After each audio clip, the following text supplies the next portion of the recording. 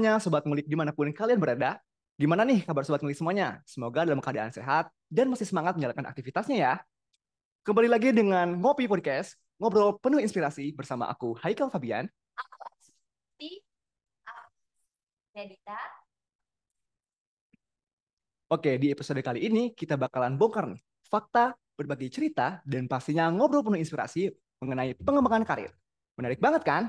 Oke, seperti nama podcast kita yaitu Ngopi alias Ngobrol Penuh Inspirasi, tentunya bakal ada seseorang yang menginspirasi nih buat Sobat Ngulik semuanya. Penasaran nggak siapa tamunya? Daripada nunggu lama-lama, yuk langsung aja kita spill tamu kita yang spesial banget dan nggak kalah keren dari episode sebelumnya. Beliau merupakan seorang staf subdit kesejahteraan dari Direktorat Kemahasiswaan IPB University, yaitu Mbak Munawaroh SE. Halo Mbak Mun, gimana nih? Halo, halo, halo. Dengeran suaraku?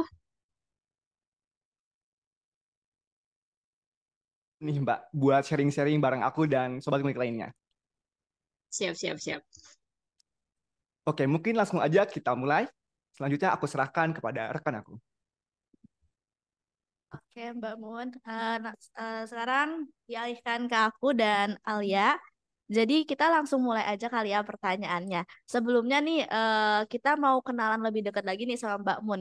Kira-kira nih posisi kerja Mbak Mun di Direktorat Kesejahteraan Mahasiswa itu sebagai apa sih? Oke, Nena. Bentar ya, aku ralat dikit nih. Direktoratnya kemahasiswaan namanya. Direktorat kemahasiswaan. Kemudian dalam satu direktorat kemahasiswaan itu ada 4 subdit. Salah satunya adalah subdirektorat kesejahteraan mahasiswa. Nah, aku berkontribusi tuh di subdit kesejahteraan mahasiswa. Khususnya sih lebih ke, ya kalau teman-teman tahu namanya kesejahteraan berarti berhubungan dengan namanya beasiswa, kemudian bantuan-bantuan terkait kesehatan atau ada kayak misalkan bantuan makan, hunian. Intinya masih berhubungan dengan beasiswa dan bantuan dan kesehatan kayak gitu. Kesehatannya pun tidak terbatas ya teman-teman di fisik aja, tapi kita juga mengelola ada yang karena lagi isu juga, lagi tren juga ya kesehatan mental juga itu juga di bawah subdirektorat sub kesejahteraan mahasiswa kayak gitu. Oke, Mbak. Berarti itu kan di Ditmawa itu sebenarnya udah termasuk ke tujuan karir Mbak Mun ya. Jadi tuh kayak tujuan karir Mbak Mun di Ditmawa itu gimana dan gimana Mbak bisa memperoleh hal tersebut? Oke, sebenarnya ceritanya mungkin kalau buat teman-teman yang lain mungkin terlalu datar ya kayak biasa aja. Tapi kalau menurut aku ini tuh kayak terlalu lancar gitu loh. Kalau diibaratkan gitu karena memang posisinya kan dulu berkuliah juga nih di IPB kan. Di IPB kuliah S1 ya biasa selayaknya teman-teman S1 ikut organisasi mulai dari organisasi daerah ya kayak Omda kayak gitu yang lingkupnya daerah dulu terus nanti nyoba nih ke DPM, nyoba ke BEM juga. BEM juga dari yang mulai fakultas sampai ke yang BEM KM atau dulu aku ikut juga di beasiswa. Dulu aku bidik misi juga penerima bidik misi jadi ikut paguyuban bidik misi. Nah, dari situ, dari paguyuban bidik misi, terus ke BEM yang ke BMKM yang tingkup apa lingkupnya se-IPB gitu ya. Sering tuh berkoordinasi dengan direktorat kayak gitu. Karena kebetulan kementeriannya dulu di Kementerian Kebijakan Kampus gitu. Jadi mau nggak mau sering nih kan ke kampus ngomongin soal kebijakan. Kalau nggak ya apa sih yang nggak sesuai kayak menentang kayak gitu. Intinya diskusi lah, diskusi dengan para orang rektorat dan nggak hanya rektor tapi lebih ke semua unit mulai dari Humas IPB, terus ada Direktorat Administrasi, Direktorat Keuangan. Jadi udah mainnya tuh udah dari sejak mahasiswa. Ibaratnya kalau anak sekarang magang kali ya, udah internshipnya itu udah dari pas mahasiswa, pas di BMKM kayak gitu. Nah, pas di BMKM sebetulnya tidak punya mimpi yang muluk-muluk akan kepikiran nih di rektorat kayak gitu. Dulu tuh tidak kepikiran akan direktorat, tapi eh mungkin udah jalannya dan dulu tuh pernah sebenarnya aku tuh double beasiswa dulu satunya tuh dari eksternal namanya Bias Studi Muda PKPU dulu. Nah ada pelatihan namanya pelatihan manajemen diri sama manajemen masa depan. Nah di situ disuruh nulis nih targetnya apa ke depannya gitu kan. Terus setelah kita nulis target besarnya dulu aku nulis target besarnya adalah staf ahli di Kementerian Pendidikan dan Kebudayaan karena suka banget nih ngurusin beasiswa atau kesejahteraan lah kayak gitu. Terus ditarik mundur kan, kalau mau jadi staf ahli berarti harus S2, harus S3 juga. Kemudian harus untuk menuju kementerian adalah harus berkontribusi di kampusnya atau gabung ke direktorat kemahasiswaan. Dulu asal tulis saja karena kan namanya kalau lagi pelatihan nggak mungkin dong nggak ada yang ditulis gitu kan.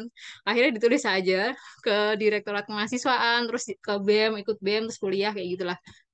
Ternyata dari selembar mimpi yang aku tulis itu nggak nyangka jadi beneran.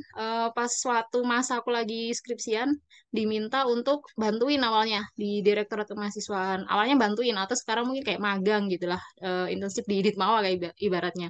Nah, ternyata pas selama magang itu 1 tahun lebih lah kayak gitu. Habis itu ada yang resign dan membutuhkan, ibaratnya perlu ada tempat kosong yang harus diisi. Nah, saat itulah aku masuk gitu. Akhirnya dikontrak sama IPB dengan SDM IPB untuk menjadi pegawai di Direktorat Kemahasiswaan sampai sekarang. Dan karena emang passionnya banget di dunia pendidikan atau kesejahteraan tepatnya, yang ngurusin beasiswa dan mahasiswa kayak gitu. Akhirnya ya udah aku mempertahankan posisi itu sampai aku lulus pun masih stay di Ditmawa kayak gitu. Itu ceritanya, Naina dan teman-teman. Magang dari kuliah sampai lulus sarjana langsung ke Ditmawa gitu ya, Mbak? Iya, betul-betul. Kalau boleh tahu nih Mbak, kira-kira udah berapa tahun sih Mbak di posisi ini gitu? Kalau di Ditmawa sejak lulus berarti dari 2018, jadi udah mulai dari Ditmawa 2015 tuh yang mulai bantu-bantuin, tapi baru dikontraknya di 2018 sampai sekarang. Berarti berapa tahun ya? 5 sampai 6 tahun ya. Tapi kalau misalnya dibilang persiapan awalnya juga dibilang nggak ada ya Mbak, karena kan tadi ditarik-tarik ya jatuhnya dari BEM, Iya. terus magang, terus direkrut buat jadi posisi ini. Eh, Selama di posisi ini Mbak ada kendala gitu nggak sih Mbak dalam menjalankan job desk-nya atau gimana gitu? Oke, jadi gini Al ya, kalau dibilang persiapan ada apa enggak, mungkin persiapannya bukannya persiapan pasti kalau misalkan teman-teman mengejar kayak PNS yang di luar atau BUMN, pasti teman-teman kan harus menyiapkan CV, terus wawancara dan sebagainya ya. Lebih ke administratif seperti itunya. Tapi kalau aku sendiri memandangnya mungkin persiapan aku adalah dengan menjadi mahasiswa tadi yang lebih aktif dari mahasiswa yang lain dengan gabung di organisasi. Itu kan juga membutuhkan prioritas sama manajemen waktu ya, teman-teman, untuk mengatur mana sih apa untuk kuliah kapan dan untuk bantu di dalam organisasi itu kapan kayak gitu. Mungkin lebih ke prepare-nya gitu, teman-teman menentukan teman-teman tuh sukanya di apa, passionnya di mana, kemudian ditekunin aja totalitas di bagian yang kalian suka itu kayak gitu. Kemudian terlepas nanti akan membawakan hasil apa atau apa memberikan benefit ke kita apa, yang penting kita udah totalitas dulu. Nah, mungkin aku beruntungnya adalah dengan totalitas itu dilihat oleh yang di Mawak kemudian ditarik, mungkin ya lebih benefitnya seperti itu. Keberuntunganku di situ mungkin kayak gitu. Mungkin sebenarnya ada yang lain yang mau ditarik cuman mungkin kurang totalitas, atau mungkin sudah totalitas tapi tidak passionnya di situ sehingga berpindah, itu sebenarnya banyak juga kayak gitu. Nah, kalau menurut aku sih prepare-nya adalah dimanapun tempatnya teman-teman, lakuin dengan senang di situ, terus harus totalitas, berikan yang terbaik di tempatnya teman-teman kayak gitu. Nanti biar kesempatan atau apapun yang datang itu emang kalian udah siap menerima kesempatan itu. Gitu. Ini pelajaran nih buat kita-kita nih yang baru semester 3, penting banget buat totalitas dalam hal yang kita sukai. Biar nanti kata Betul. Mbak Mun, kita tuh siap, kita tuh udah ready nih buat ke jenjang karir selanjutnya. Oke, boleh Betul. dilanjutin oleh Naina. Betul banget. Sebelum ke Ditmawa berarti ada jenjang karir sebelumnya nggak sih Mbak yang pernah dijalanin atau pernah bekerja di tempat lain gitu Mbak? Jujurnya, kalau jujur banget nggak ada ya, Naina, karena memang tadi dari mahasiswa langsung ditarik gitu. Jadi pengalamannya mungkin bukan kerja di tempat yang lain, lebih ya tadi ke komunitas-komunitas apa sih yang pernah aku ikutin gitu sebelum di Ditmawa, kayak yang lebih di organisasi, atau mungkin di tadi yang bias studi muda kayak gitu, yang bikin sosial project kayak gitu. Jadi lebih ke bukan pengalaman sudah kerja di mana gitu, tapi lebih ke tadi ini lebih ke organisasi sih yang diikutin gitu. Terus pernah juga aku tahun berapa gitu ya, sebelum ke Ditmawa itu, pas masih di BEM itu menjadi admin IPB official gitu. Jadi sempat direkrut sama Humas dulu, tapi bukan yang di kontrak gitu ya, masih kayak magang juga gitu. Jadi dulu tuh bantunya di dua sisi, karena kan kalau admin bisa dari mana aja ya kan, pakai HP gitu ya. Kalau di Ditmawa emang kayak pelayanan, jadi harus sering ke Ditmawanya gitu. Setelah dikontrak akhirnya yang di Humas dilepaskan kayak gitu, karena harus satu kan, nggak mungkin di dua unit gitu, mengambilnya yang di Ditmawa kayak gitu. Mungkin pengalamannya itu kali ya, ya sampai di rekrut juga gitu di Humas kemudian pindah ke Ditmawa gitu. Tapi selama menjalankan job desk-nya ini ada kendala tersendiri nggak sih Mbak dalam kan awal-awalnya kayak gimana ada kendala gitu nggak Mbak? Boleh. Oke. pasti namanya pekerjaan atau apa sesuatu hobi yang kita jalani ternyata di pekerjaan tuh ternyata ada tahap jenuhnya juga nih teman-teman gitu. Nah, kita harus pintar-pintar ngatur. Sebenarnya dimanapun nanti teman-teman akan berkontribusi di organisasinya atau nanti kerja pun, saya yakin pasti ada tahap di mana kan lagi hype yang tinggi. Emang awal-awal tuh kayak seneng semuanya ide muncul semua oke-oke semualah kayak gitu.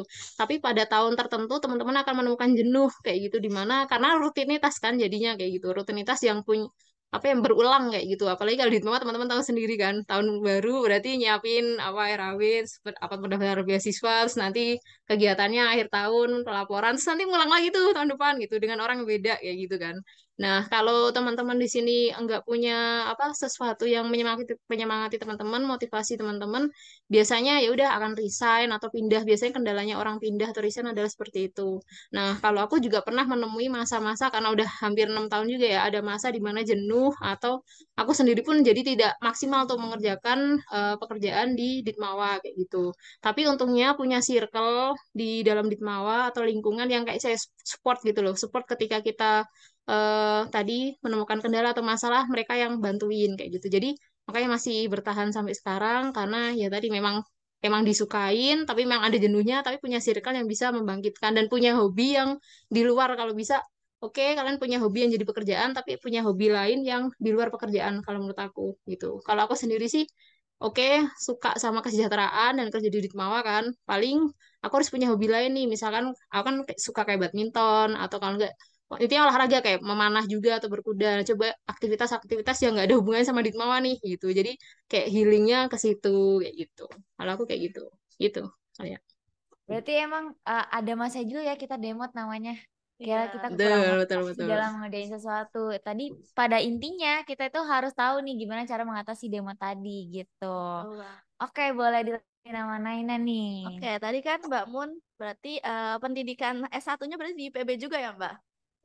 Ya, benar di IPB juga. Mungkin lebih lanjut nih Mbak tentang pendidikan dan juga tadi sempat disinggung tentang pelatihan nih Mbak. Itu pelatihannya Mbak cari dari mana? Terus kayak pelatihannya itu tentang apa aja boleh di-share-share ke kita gitu.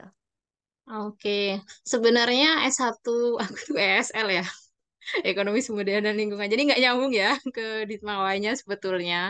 Tapi dari yang aku dapatkan pas pelatihan di tadi manajemen diri dan manajemen masa depan, itu kita mempunyai 3 kategori untuk pekerjaan yang akan kita ambil teman-teman. Yang pertama itu adalah pekerjaan yang sesuai atau linear dengan jurusan teman-teman. Misalkan teman-teman jurusannya manajemen, oke berarti aku akan jadi manajer atau general manager atau supervisor di misalkan perusahaan kayak gitu. Itu kan yang matching kayak gitu kan. Atau jadi dosen mungkin dosen di manajemen juga gitu kan. Nah, itu kan yang linear satu. Yang kedua adalah jalur ketika teman-teman ikut organisasi atau komunitas nih. Misalkan ikut Komet ya, kalau manajemen berarti ikut Komet, berarti ya udah jalurnya teman-teman masih berkaitan dengan tadi di organisasi yang kalian ikutin atau mungkin organisasi di luar kalau mungkin enak kayak ikut panti goceng gitu ya, berarti mungkin sosial kan ya, berarti nanti kerjaannya adalah di dunia sosial. Itu kategori yang kedua. Kategori ketiga adalah kategori pekerjaan yang sesuai passion teman-teman, kayak gitu yang di mana.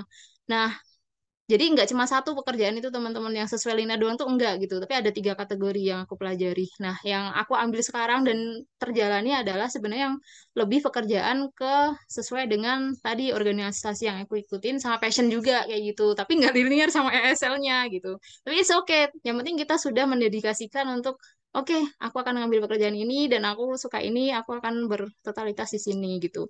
Karena aku udah tahu passion aku itu, berarti aku apa ngikutin nih pelatihan-pelatihan yang berhubungan atau pokoknya nyari informasi yang terkait dengan tadi passion kita di dunia misalkan kalau aku kan kesejahteraan atau pendidikan kayak gitu. Nah, di dunia pendidikan atau yang kesejahteraan yang aku pegang ini ternyata tidak apa ya ibaratnya enggak luput dari yang namanya tadi komunikasi kayak gitu ya. Komunikasi ke nanti mitra donatur atau komunikasi ke mahasiswa kayak gitu terus harus bisa juga nih ngolah data yang harus siap diminta dengan apa ya harus data ribuan itu harus kita olah dengan waktu dalam waktu yang cepat kayak gitu. Jadi aku ikutin pelatihan yang menunjang kedua hal ini. Salah satunya kalau komunikasi ada pelatihan kalau teman-teman tahu Sipokrom kalau nggak salah ya di daerah Bogor Kota itu tentang kayak komunitas yang membuka untuk pelatihan berbayar sih teman-teman tapi seru banget karena pelatihannya benar-benar per orang kayak gitu. Itu ngelatih kita komunikasi ke tadi mitra, ke donatur, atau misalkan di depan umum, atau pas memandu acara kayak gitu. Jadi dilatih untuk tadi berkomunikasi ke publik lah. Gimana nyampein informasi biar nggak bikin cemas masa malahan, tapi menenangkan. Nah, itu juga dilatih juga di situ di komunikasi. Terus yang kedua aku ikut pelatihan sertifikasi Excel yang internasional dari Microsoft Microsoft Office-nya. Waktu itu IPB, MIPA kalau nggak salah yang mengadakan. Terus dipersilahkan yang mau ikut siapa, kayak per direktorat tuh disuruh ngirim satu orang. Nah, waktu itu aku kebetulan yang dikirim untuk pelatihan Excel tersebut untuk ngolah data kayak gitu. Jadi kalau ngolah data ribuan tuh udah nggak butuh waktu berjam-jam, tapi udah langsung kayak 5 menit aja udah selesai gitu. Misalkan ada rapat wakil dekan yang harus menunjukkan data per fakultas, ya udah tinggal 5 menit aja ada rumusnya udah selesai beres. Jadi bisa langsung tergambar kalau data udah bagus, tergambar dengan cepat, maka penentuan kebijakan selanjutnya, apakah kebijakan yang diambil A atau B atau C, itu sangat mudah teman-teman karena basic datanya udah selesai di awal dan clear. Tapi kalau data itu tidak benar, biasanya pengambilan kebijakannya akan susah karena ya basic datanya tidak benar.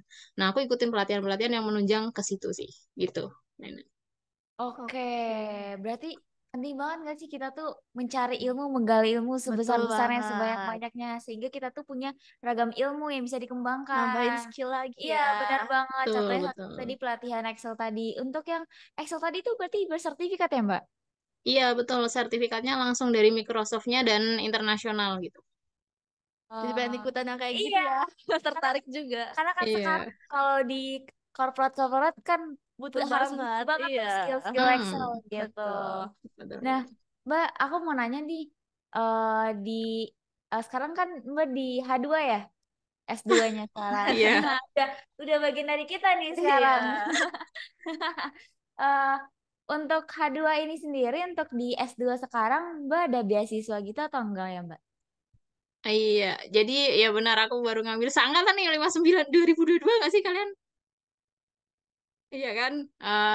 Seangkatan berarti ya. Seangkatan S1 sama S2. Seangkatan.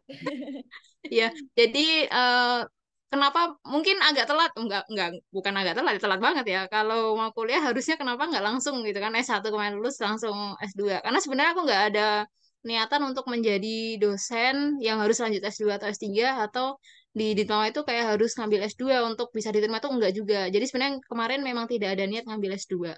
Kemudian di seiring berjalannya waktu karena memang kita dituntut ya teman-teman untuk meningkatkan ya kayak kata Pak Rektor ya harus adaptif juga harus jadi mahasiswa yang pembelajar juga kayak gitu kan akhirnya dari pimpinan Ditma juga mendukung kebetulan ada beasiswa yang diberikan dari IPB untuk teman-teman yang di apa pegawai di IPB yang mau lanjut studinya nih gitu S2 atau S3 kayak gitu awalnya tuh aku yang ngurusin gitu kan bukan yang berniat untuk mendaftar seperti itu. Tapi dicerahkan gitu lah oleh pimpinan. Waktu itu ada eh, direktur sama asdir juga, bapak direktur sama ibu asdir juga yang "Kak, kenapa nggak kuliah kayak gitu kan? Kenapa nggak ngambil kuliah aja kamu? Malah kamu yang ngurusin kenapa malah nggak ngambil gitu? Terus waktu itu Pak tapi saya ESL gitu. Jadi sukanya tuh dulu tuh memang sumber daya lingkungan. Jadi kalau mau S2 harusnya linear lagi pengennya, nggak mau yang lintas gitu kan. Terus pokoknya tercerahkan dengan statement yang kalau S2 itu bisa 2 kali lah intinya. Nah, aku baru tahu di situ. Nah, S2 bisa 2 kali ya? Iya, kalau mau ngambil dulu sekarang yang sesuai kantor. Kalau di kantor berarti kan yang matching adalah ilmu manajemen nih. Yang kepake di Ditmawa. Spesifiknya adalah manajemen sumber daya manusia. Ini kepake banget di Ditmawa ilmunya. Alhamdulillah kemarin udah 2 semester aku masuk semester 3 tuh ilmunya memang relate banget banget banget sama Ditmawa kayak gitu yang selama ini ditemuin kayak gitu kan kendala-kendalanya terus solusi-solusinya tuh ada di ilmu manajemen semuanya. Nah, alhamdulillahnya tadi karena jadi ngambil jadi kuliah lagi terus jadi tercerahkan kayak gitu. Ya udah akhirnya nggak salah sih untuk ngikutin kata pimpinan yang harus lanjut S2 dengan beasiswa yang diberikan dari IPB. Mohon doanya ya teman-teman lagi mau tesisan nih belum belum Ya, tesisan. Mbak. semoga lancar, Mbak. Tapi Amin, gimana amin. nih, Mbak? Belajar manajemen seru nggak, Mbak? Seru ya, karena ilmunya relate banget nggak sih dengan kehidupan gitu. Iya. Aku saranin sih teman-teman kalau udah S1-nya manajemen kayaknya harus sih lanjut S2 manajemen. karena ilmunya tuh kepake banget gitu kan. Apalagi kalau teman-teman punya misi untuk jadi manajer atau general manager lah ibaratnya di perusahaan profesional atau dimanapun.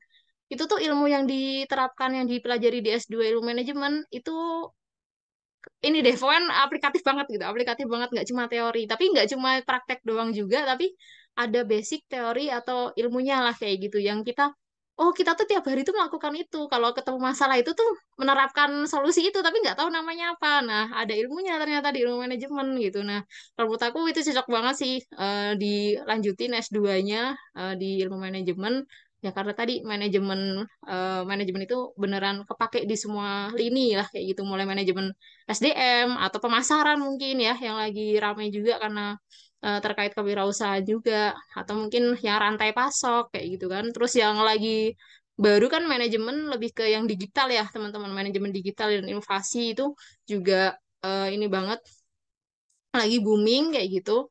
Itu harus sih menurut aku dilanjutin ilmunya, belajarnya. Kalau S1 doang takutnya nanggung, lanjutin deh S2 kalau mau jadi tadi general manager atau mungkin mau jadi pimpinan di suatu perusahaan gitu. Tinos nih buat kita yang manajemen Iya, nih. Fokus dulu biar nggak kuliahnya tambah S1. penasaran nih Ya, lanjutan lanjutin nih. S2 Ilmunya aja. gimana nih? Iya. Betul. Oke, Benar. boleh Oke lanjut nih. Mbak, Mbak aku Naya. lanjut ya Mbak. Terkait tadi kan Mbak belum pernah bekerja selain di Ditmawa nih ya Mbak. Di Ditmawa sendiri itu ada pengalaman kayak promosi kerja ataupun mungkin rotasi pekerjaan, transfer di beda divisi atau gimana itu pernah nggak sih Mbak?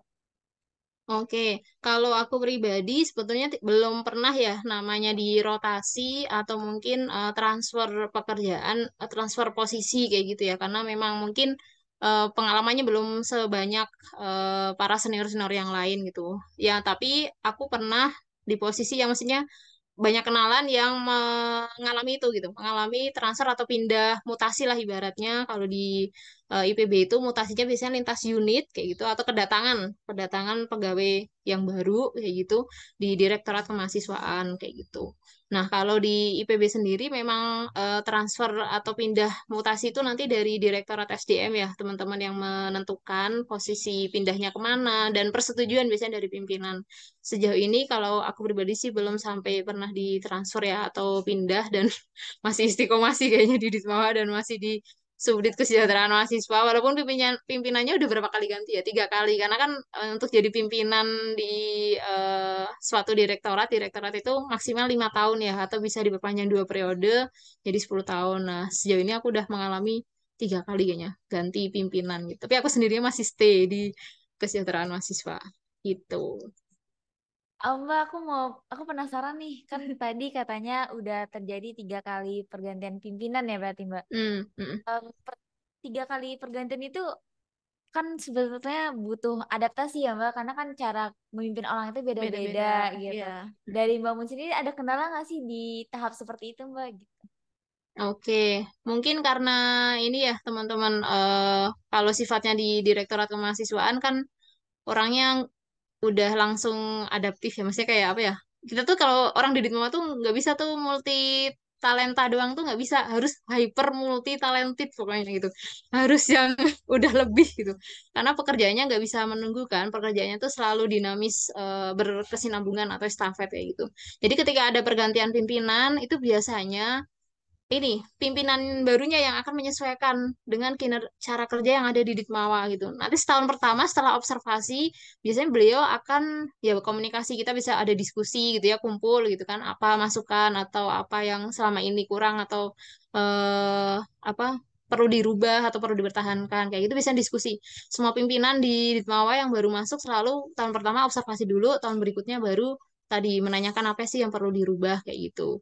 Nah, kalau aku sendiri mungkin karena tipe yang ini ya, teman-teman maksudnya open minded maksudnya ya udah mau siapapun pimpinannya asalkan kerjaannya masih sama ya udah ayo dijalanin tetap dengan rutinitas yang biasa aja kayak gitu. Tinggal kita adaptasi dengan pimpinannya. Nah, ini tuh juga ada mata kuliahnya teman-teman manajemen perubahan organisasi kalau nggak salah MPOI yang diajar Bu Anggriani.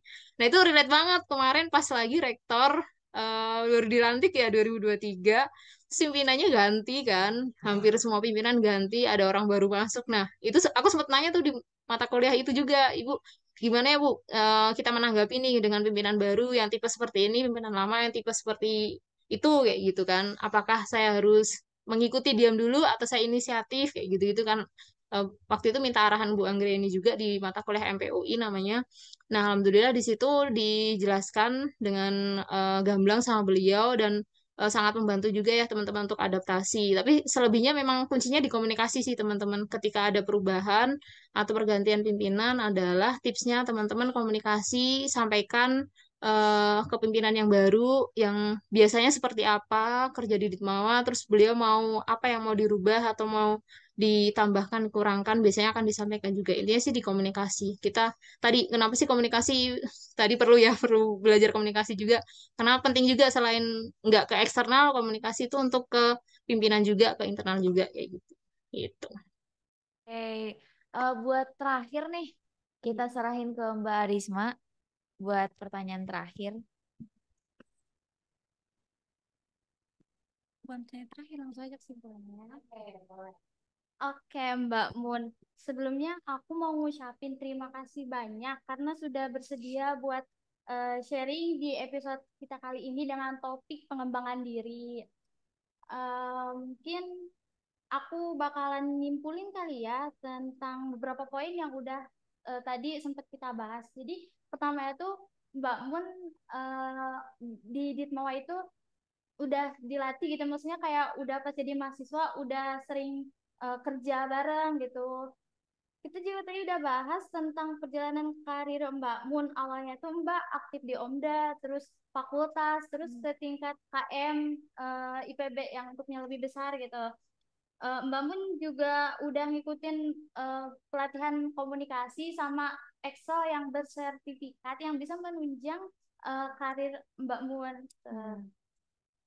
Ada nggak sih Mbak pesan yang ingin Mbak sampaikan kepada kita supaya bisa menjadi mahasiswa yang berprestasi gitu?